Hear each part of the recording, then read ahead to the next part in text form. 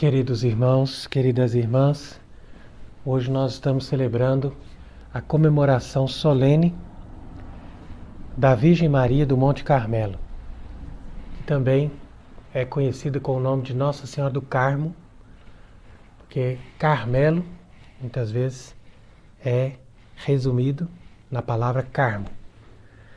Então, o Monte Carmelo vem do nome hebraico, que significa jardim. Então, de fato, essa montanha, que foi a habitação dos profetas, foi o lugar onde Deus confirmou a verdadeira religião. Então, nós devemos entender três coisas em relação à palavra Carmelo. Primeiro, que esse monte recebeu esse nome de jardim, ou de pomar, justamente porque era uma figura daquela vida espiritual, daquele jardim espiritual que Deus queria plantar através da ordem do Monte Carmelo. Segunda coisa importante é que essa montanha é uma montanha elevada que fica de frente para o mar.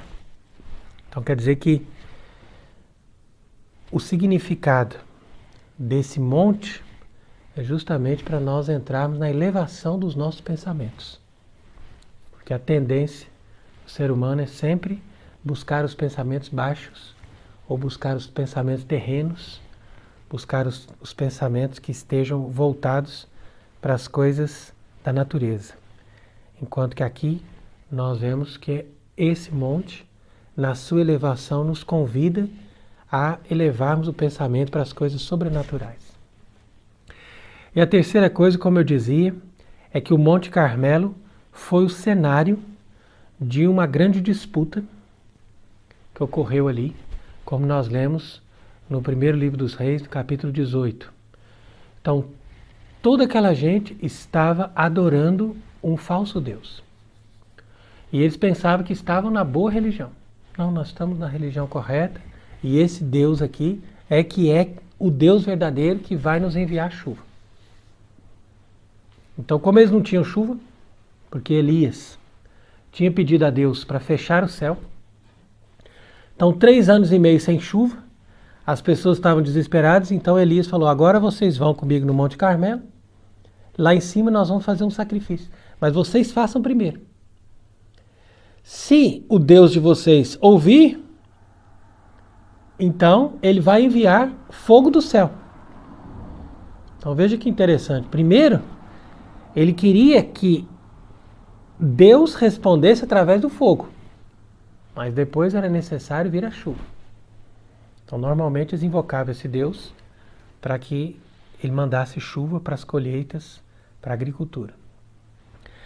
Como ele não tinha respondido, então Elias falou, olha, agora eu é que vou fazer o sacrifício. Então ele veio, restaurou o altar que tinha sido destruído, que ali tinha um altar. E foi através da restauração desse altar é que Elias obteve de Deus o fogo.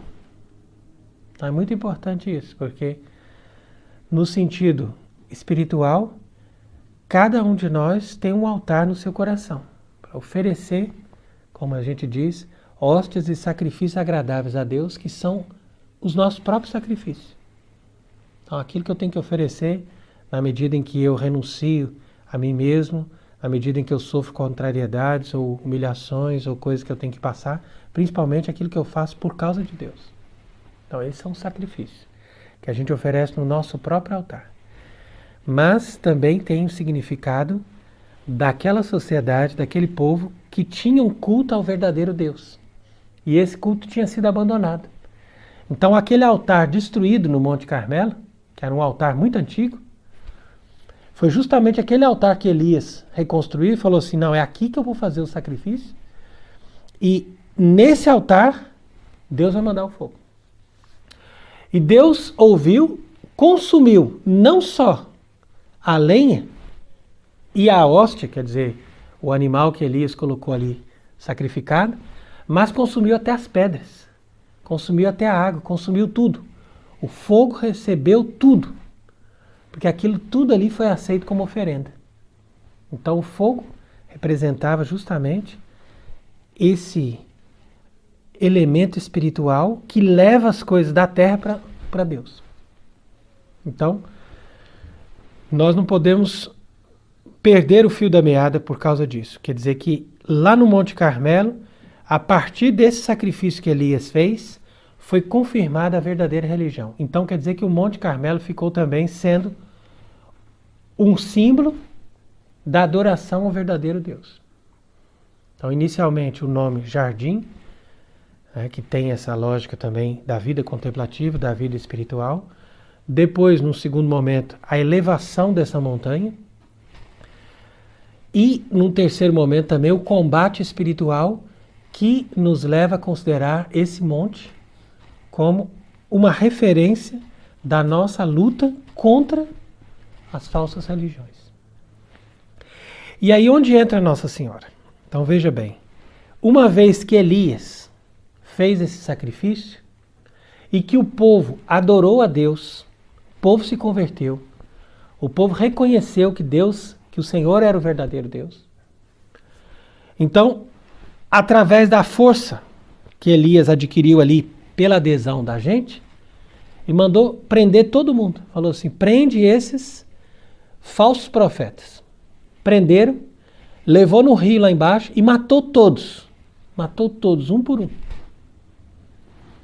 Então quer dizer que aqui a gente faz uma leitura, não no sentido de convidar as pessoas à violência, né, mas no sentido de convidar as pessoas a matar, quer dizer, extirpar completamente todas as heresias. Porque tem gente que fala assim, não, mas esse aqui é um profeta bem bonzinho, ele não vai ensinar o erro. Vai. Desde que ele esteja preso no erro, ele vai ensinar o erro. Então a gente tem que matar esse profeta. Matar como? Destruindo o erro. Não destruindo a pessoa, mas destruindo o erro. Então foi por isso que Elias matou cada um deles, eram 450, e foi matando um por um. Quer dizer, você tem um erro mais grave, você tem um erro mais sutil, não importa, todos têm que ir embora. E ali ele extirpou todos. Uma vez que os erros estavam extirpados, então a paz e a reconciliação pode vir a partir daí. Então foi por isso que diz ali no livro dos reis que Elias subiu ao vértice do Monte Carmelo. Então quer dizer, veja que interessante. Lá na planície, na parte do meio, fez a disputa. Depois ele desceu lá embaixo, onde tinha o rio, para matar um por um. Quer dizer que quanto mais você desce, mais violento é o combate. Quanto mais você sobe, agora mais próximo de Deus, portanto mais elevada é a oração. Então quer dizer que tem a oração de combate, que vai descendo, e a oração de presença de Deus, que vai subindo. Então lá no alto, no vértice, quer dizer, no cume do Monte Carmelo, é que ele foi rezar. E pediu para o menino que estava ali, um postulante, alguém, falou, olha, vai ali, olha na direção do mar 7 vezes. Então quer dizer que ele não poderia, ao mesmo tempo, rezar e olhar na direção do mar. Porque ele estava mostrando com isso que ele estava totalmente na presença de Deus, não podia se distrair com nada, e diz inclusive que ele colocou a cabeça entre os joelhos para dizer que estava em profunda prostração de adoração diante da majestade de Deus. Como que ele dizendo, olha, agora é só o poder de Deus que pode nos salvar. Então é ele que vai ter que ter misericórdia, ele vai ter que esquecer essa mágoa contra nós por causa desses males que nós fizemos, e ele vai ter que enviar a salvação.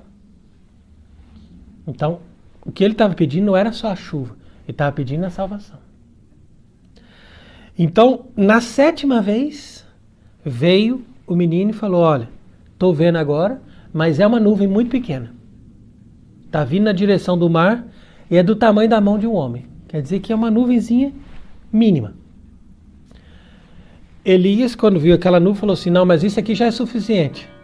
Essa nuvem aqui já vai resolver. Pode avisar lá embaixo, Acabe.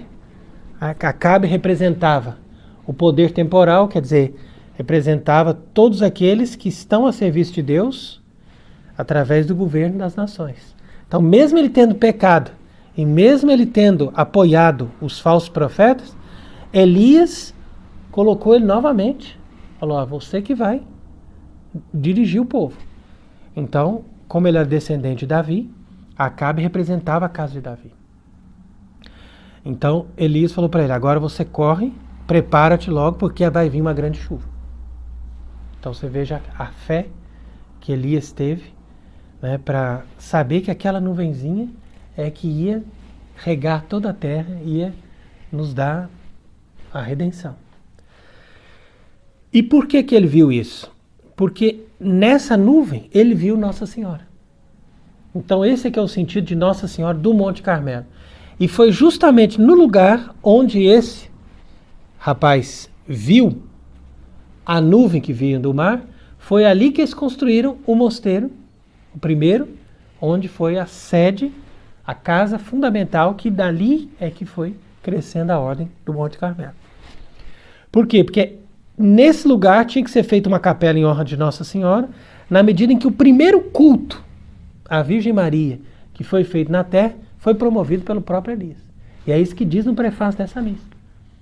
Então quer dizer que isso aí é uma tradição da nossa ordem que a gente não pode perder.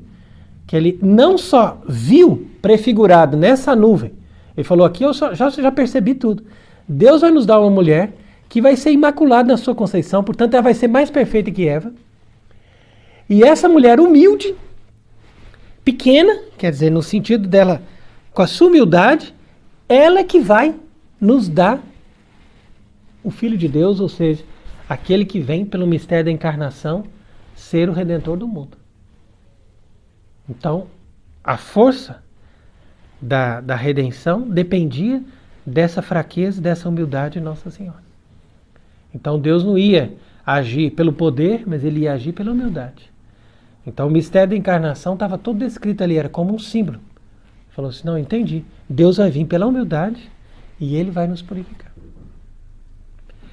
E isso também que ele entendeu depois também no capítulo 19, quando ele foi se refugiar na caverna, e naquela caverna do Monte Horebe, Deus mostrou para ele o terremoto, o vento, a tempestade, nada disso trazia a presença de Deus. E somente uma brisa suave é que foi ocasião dele perceber, não, ali está Deus, ali está a presença de Deus. Então foi assim que se configurou no conhecimento de Elias, esse profeta, o mistério da Virgem Maria, que estava já prefigurado, isso 900 anos antes de Cristo. E, portanto, a partir dali, eles cultuavam Nossa Senhora, ou seja, eles prestavam um culto de veneração a Nossa Senhora, sabendo que Deus ia entrar no mundo através dessa mãe. E é isso que muitas pessoas não entendem e que acham excessivo. Hoje em dia, inclusive, aumenta o número das pessoas que seguem essa doutrina protestante, porque, de fato, nem todos os protestantes seguem isso, mas a maioria dos protestantes acreditam que nós não podemos cultuar a Mãe de Deus. E por que eles pensam isso? Porque, na lógica deles, quando nós cultuamos uma pessoa, nós tiramos a glória de Deus. Então nós estamos tirando a glória de Deus e dando para aquela pessoa. E é justamente o contrário. É justamente o contrário. Quando você cultua Nossa Senhora, você está cultuando por quê? Porque quanto mais ela é elevada e quanto mais ela é exaltada no seio da igreja, mais nós percebemos que o fruto bendito do ventre dela é muito mais importante do que a princípio nós imaginávamos. Então por isso que essa voz que se elevou no meio da multidão, como diz no Evangelho de hoje, é a voz da Igreja Católica que está dizendo: bendito é o ventre que te trouxe, e benditos são os seios que amamentaste. Então esse aí é uma mulher no meio da multidão, quer dizer, é a voz da Igreja Católica. Por que é a voz da Igreja Católica? Porque no meio da multidão, ou seja, tem muitos ali que querem Cristo, mas eles não têm a verdade. Eles estão em torno de Cristo, mas eles não têm a verdade completa. Então só uma daquelas pessoas eleva a voz. Por que ela eleva a voz? Porque ela tem mais força que as outras, Porque ela é a verdadeira igreja. Então essa mulher no meio da multidão, ela começa, a base da religião dela, a base de todo dogma, é dizer, bendito o vento que te trouxe, e bendito os seios que amamentaste. Por quê? Porque ela reconheceu que ele é fruto de uma mulher, ou seja, é um verdadeiro homem. E ele, sendo verdadeiro homem, nós devemos exaltar a pessoa que deu a luz a ele. E Jesus, de forma alguma, repreendeu o que ela disse, ao contrário, ele confirmou, mas elevou aquilo no sentido espiritual. Então ele disse, mais bendito, mais bem-aventurado é aquele que ouve a palavra de Deus e a põe em prática. Então, ouvir a palavra de Deus e colocar em prática é justamente o que Nossa Senhora sempre fez. Por isso que, quando Nosso Senhor fez esse comentário, ele deu mais glória ainda a Nossa Senhora.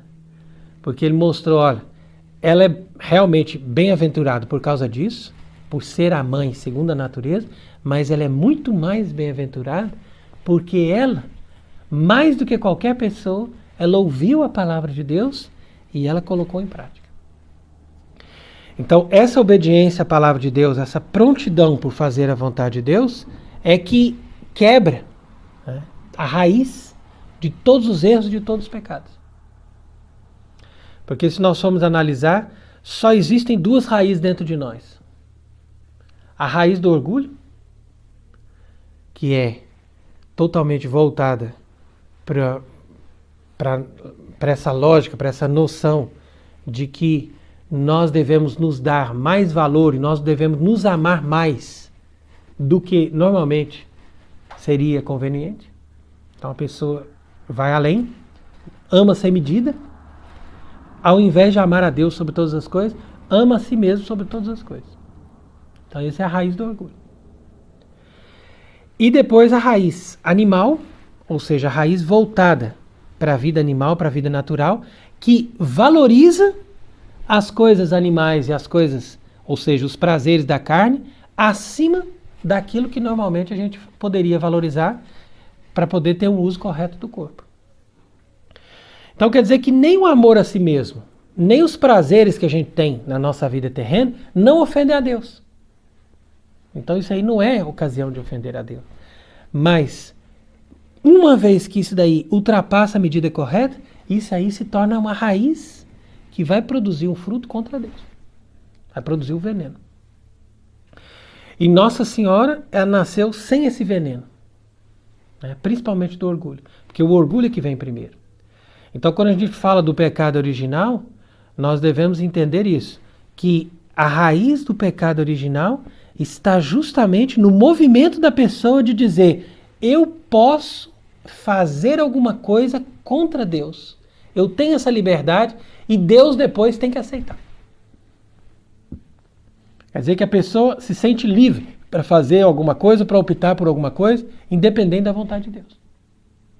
Então isso é a raiz do pecado original. Nossa Senhora nasceu sem o pecado original, mas isso não significa que ela também não teve o mérito de cada vez subir mais e mais. Por isso que diz também no livro do Cântico dos Cânticos, Caputum ut Carmelos. Né? Quer dizer, a tua cabeça é como o Carmelo. Por quê? Porque a cabeça sempre elevada, os pensamentos sempre mais altos em busca do amor de Deus e dessa união com Deus. E depois, quando diz também, et come capitis tui sicut victa canalicus, quer dizer que aquilo que está em torno da sua cabeça é como um jardim, uma floresta, né, de canálibos, quer dizer, de bambus, né, ou de plantas elevadas, né, que faz com que o pensamento dela sempre se volte para Deus ao invés de pensar nela mesma.